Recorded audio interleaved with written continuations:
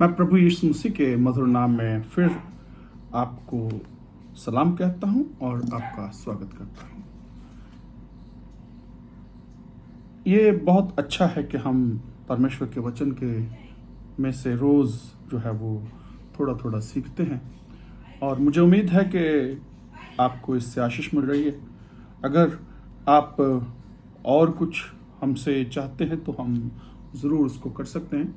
मेहरबानी करके आप अपने कमेंट में हमें शेयर करें। और इस समय हम परमेश्वर के वचन में आगे बढ़ना चाहेंगे। तो 3 अध्याय भजन के हमने जो है उसको सीखा है, उसमें से पढ़ा है और उसमें कुछ कोशिश की है उसका विस्तार करने की। इस समय हम चौथे अध्याय में आते हैं और चौथे अध्याय में हम पहली आयत को इस तरीके से पढ़ते हैं। यहाँ यो लिखा है, हे मेरे धर्म में परमेश्वर, जब मैं पुकारूं तब तू मुझे उत्तर दे। जब मैं सकेती में पड़ा तब तूने मुझे सहारा दिया। मुझ पर अनुग्रह कर और मेरी प्रार्थना सुन ले। हे मेरे धर्म में परमेश्वर, जब मैं पुकारूं तब तू मुझे उत्तर दे। इससे पहले अगर आप ऊपर देखेंगे तो आप पाएंगे कि इसके टाइटल के ऊपर जो लिखा हुआ है वो हालांकि बाइबल का हिस्सा नहीं हो सकता, लेकिन ऊपर जो उसका जो रेफरेंस दिया गया है वो बताया गया है कि ये कब और किसने लिखा और क्या हालात थे। ये एक्चुअल में शाम की प्रार्थना है और दाऊद की, जैसे हमने 3 अध्याय में देखा था, तो ये शाम की प्रार्थना है। लेकिन इसके साथ जो कुछ एडिशनल इंफॉर्मेशन जो है वो हमें दी गई है वो ये है कि प्रधान बजाने वाले के लिए तार वाले बाजों के साथ है दाऊद का भजन।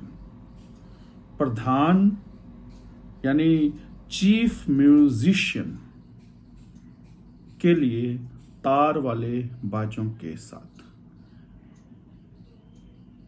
बजाने के लिए। तो चीफ म्यूजिशियन जो है ये तार वाले बाजे के साथ जो है वो बजाता है। इसको ये ओल्ड टेस्टमेंट की बात है और इस पर थोड़ा सा मैं बात करूंगा, लेकिन पहले हम जो भजन 4 अध्याय की एक आयत है उस पर थोड़ा सा विचार करें। हे मेरे धर्म में परमेश्वर, जब मैं पुकारूं तो तू मुझे उत्तर दे। असल में जो परमेश्वर है वो जानता है कि हमारे अंदर क्या है।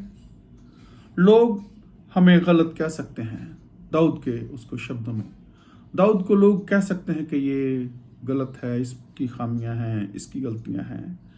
लेकिन जब वो परमेश्वर के सामने आता है तो वो कहता है कि तू ही सच्चा है, तू सच्चाई से न्याय करने वाला। धर्म में यानी जो मेरे ख्याल में अंग्रेजी में राइटियस जज या राइटियस परमेश्वर जो है, परमेश्वर सच्चा और धर्मी परमेश्वर है।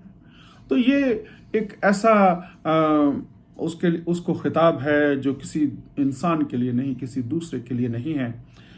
क्योंकि जब वो कोई बात करता है या किसी का फैसला करता है तो वो उसके चेहरे को देखकर उसका न्याय नहीं करता। इंसान जब न्याय करते हैं तो वो न्याय जो है वो चेहरे को देख के कर सकते हैं और वो धोखा खा सकते हैं, लेकिन परमेश्वर मनों का जानने वाला परमेश्वर है। और दाऊद इस बात को सामने रख रहा है कि हे परमेश्वर, तू तो सच्चा है और तू जानता है कि चाहे मैं बाहर से जैसा भी दिखूं लेकिन अंदर से मैं क्या हूं, और मेरे अंदर को तू जानता है। इसलिए जब मैं पुकारूं तब तू मुझे उत्तर दे। तो ये एक परेशान या दुख में पड़े हुए आदमी की पुकार है जो ये परमेश्वर के सामने गिड़गिड़ाता है कि जब मैं तुझे पुकारूं तो मुझे उत्तर दे और मुझ पर अनुग्रह कर और मेरी प्रार्थना सुन। 3 चीजें वो कहता है कि मुझ पर रहम कर, मुझ पर अनुग्रह कर और मेरी प्रार्थना को सुन। तो ये 3 चीजें कब होती हैं? वो कहता कि जब मैं सकेती में पड़ा तो तूने मुझे सहारा दिया। ये कॉन्फिडेंस है, ये पास्ट का कॉन्फिडेंस है, ये पास्ट का एक तरह से कह लो कि गवाही है कि जब भी मैं कभी परेशानी में पड़ा, जब भी मुझे कोई जो किसी चीज की जरूरत पड़ी है, तो मैं परमेश्वर के सामने गया और मुझे उसने संभाला है, उसने मुझे सहारा दिया। और इस समय भी फिर वो परमेश्वर के पास आता और पुकार करता है कि हे सच्चे परमेश्वर, हे धर्ममय परमेश्वर, हे परमेश्वर, तू मुझे उत्तर दे। कब? जब मैं पुकारूं। तो जब हम पुकारते हैं, जब हम परमेश्वर के सामने आते हैं, तो वो हमारी दुआ को सुनता है, हमारा जवाब देता है। अब मैं थोड़ा सा जो टाइटल की बात मैंने करी थी कि प्रधान बजाने वाले के लिए तार वाले बाजों के साथ दाऊद का भजन। आमतौर पर हम जब भजन गाते हैं तो हम सोचते हैं कि ये आत्मा के द्वारा लिखे गए हैं। बेशक हम मानते हैं ये आत्मा के द्वारा लिखे गए हैं, लेकिन कुछ बातें इसमें, हालांकि परमेश्वर वही है, लेकिन उसकी जो वाचा है, उसका नियम जो है वो बदल गया है। पहले उसका पुराना नियम था और दाऊद जब लिखता था या दूसरे जो लिखते थे, उन्होंने जो लिखा है वो पुराने नियम को ध्यान में रखकर लिखा है। लेकिन इस समय हम पुराने नियम में नहीं हैं। इसका मोटा सा एग्जाम्पल जो है वो हम इस तरीके से देखते हैं कि पुराने नियम में जो लोग परमेश्वर के सामने भेंटें लेकर आते हैं, वो जानवरों की भेंटें लेकर आते हैं। और ये भेंटें जो हैं ये असल में मुर्दा जानवर की हैं। लेकिन जब आप नए नियम को पढ़ते हैं तो नए नियम में रोमियो 12:1-2, इब्रानियों 13:15, उसमें कहा गया है कि अपने होठों के स्तुति रूपी बलिदान, जीवते बलिदान जो है वो परमेश्वर को पसंद है। अब परमेश्वर जो है वो मुर्दा जानवरों की कुर्बानियां नहीं मांगता है, वो जिंदा कुर्बानी मांगता है। और वो जिंदा कुर्बानी जो है वो हमारे शरीर नहीं है, वो बल्कि हमारे स्तुति रूपी बलिदान है। हमारी लाशें नहीं, या जानवरों की लाशें नहीं, या जानवरों का मांस नहीं, बल्कि जिंदा कुर्बानी। और जिंदा कुर्बानी हमारे होठों से निकले हुई परमेश्वर की स्तुति है। तो उसमें और इसमें जब आप फर्क करते हैं तो आपको फर्क जो है वो समझ में आता है। तो मैं अगर ये कहूं कि भजन जो ज़बूर हैं उनका इस्तेमाल हम कई बार करने की कोशिश करते हैं, लेकिन हम असल में वो नहीं करते। जैसे पहला कुरिन्थियों में 14 उसकी 15 में आयत में कहा गया है, पौलुस प्रेरित कहता है कि फिर क्या करें, मैं आत्मा से भी गाऊंगा और समझ से भी गाऊंगा, मैं आत्मा से भी प्रार्थना करूंगा और समझ से भी प्रार्थना करूंगा। इसमें दो चीजें जो है वो हमें सीखने के लिए हैं कि जब आप आत्मा से प्रार्थना करते हैं तो इसका मतलब ये नहीं है कि आप नासमझी से प्रार्थना करते हैं, आपको कुछ पता नहीं रहता, आप जो मर्जी बोलते रहो। नहीं, ऐसा नहीं है। ठीक वैसे ही जब आप गीत गाते हैं तो आपको जो गाना है उसके शब्दों का पता होना, शब्दों के अर्थों का पता होना और वो तारीफ परमेश्वर के सामने लेके जानी जो है ये जरूरी है। मैं आत्मा से भी गाऊंगा और समय से भी गाऊंगा। तो मैंने जब ये कहा तो हमने गीतों की किताब तैयार की, गीतों की किताब बनाई, उसमें भजन जो है वो हमने डाले हैं।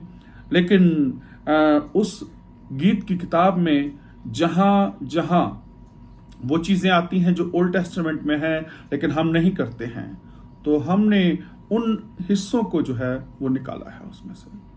आप कोई एतराज कर सकते हैं कोई कि भाई ये क्यों, लेकिन जब आप समझ से गाते हैं तो आप ये नहीं कहते हैं कि हमने, जैसे एक पंजाबी में गीत है कि पाले हुए टगे वच्छे ते भेडां दी खुशबोई, सुख तनी कुर्बानी या रब तेरे अगे टोई। कहां चढ़ाते हैं हम?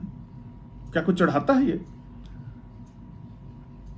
मसीही लोग तो नहीं चढ़ाते हैं और ना ही उनको आज्ञा है कि वो चढ़ाएं। अगर उनको आज्ञा नहीं है तो फिर वो क्यों गाएंगे? ये गाना जो है ये बस यूं ही है, यूं ही नहीं गाना। जो गाते हैं वो समझदारी से गाते हैं, और समझदारी से गाना जो है नए नियम में एक हमें बताया गया है कि हम सोच समझ के गाएं।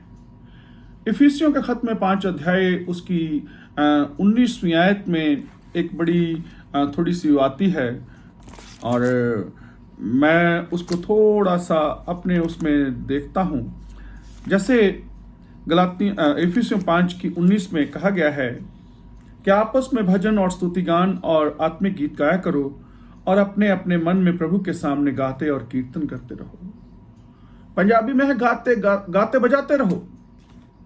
असल में इसको अगर आप देखें कि दो चीजें हैं कि प्रभु के सामने गाना है, लेकिन अंग्रेजी में इसका जो अनुवाद इस तरीके हुआ है कि singing psalms and hymns and spiritual songs to each other and making melody in your hearts to the Lord. दो चीजें हैं, in your hearts to the Lord. मैं वहां पर जहां पर in your hearts to the Lord है, in your hearts यानी मैं ये कल्पना नहीं करता हूं कि म्यूजिक जो है वो साज के बिना होगा। म्यूजिक जो है वो साज और आवाज दोनों बनेंगे तो म्यूजिक बनता है। तो जब एक दुनियावी गीत गाते हैं, दुनियावी म्यूजिक होता है, तो उसमें साज जो है वो दुनियावी होता है और आवाज जो है वो परमेश्वर की ओर से दी गई है। लेकिन जब आप परमेश्वर के लिए गाते हैं तो फिर साज भी वही है जो परमेश्वर की ओर से है और आवाज भी वही जो परमेश्वर की ओर से, नए नियम की मैं बात कर रहा हूं। आत्मिक बंदगी, तो आत्मिक में और शारीरिक में फर्क है। आप जानते हैं जब यिर्मयाह 31 अध्याय आप पढ़ते हैं, 31 अध्याय में वहां पर कहा गया है कि मैं उन्हें जो है नई वाचा दूंगा और मैं अपनी वाचा को उनके दिलों के ऊपर लिखूंगा। वो दिल पहले पत्थर के ऊपर लिखा था, लेकिन अब दिल के ऊपर लिखूंगा। और वो दिल के ऊपर लिखना जो है वो आत्मिक तौर पर है, ना कि शारीरिक तौर पर। तो मैं इफिसियों 5:19 को इस तरीके से अगर बोलूं कि मैं आपस में भजन, स्तुति, गान और आत्मिक गीत गाया करो और अपने अपने मन में प्रभु के सामने गाते और दिल से बजाते रहो।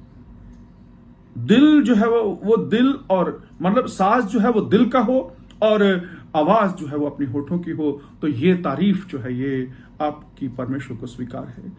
होठों के स्तुति रूपी बलिदान, स्तुति रूपी बलिदान जो है वो हम परमेश्वर के सामने दिल और आवाज, साज, दिल का साज और होठों की आवाज, ये दोनों को मिलाकर जब परमेश्वर के सामने लेके आते हैं तो ये स्वीकार होता है। तो न्यू टेस्टमेंट की वर्शिप जो है ये पुराने नियम की वर्शिप से अलग है। उसमें जानवरों की कुर्बानी है, लेकिन इसमें जानवरों की नहीं बल्कि जिंदा कुर्बानी है। Thank you, God bless you all.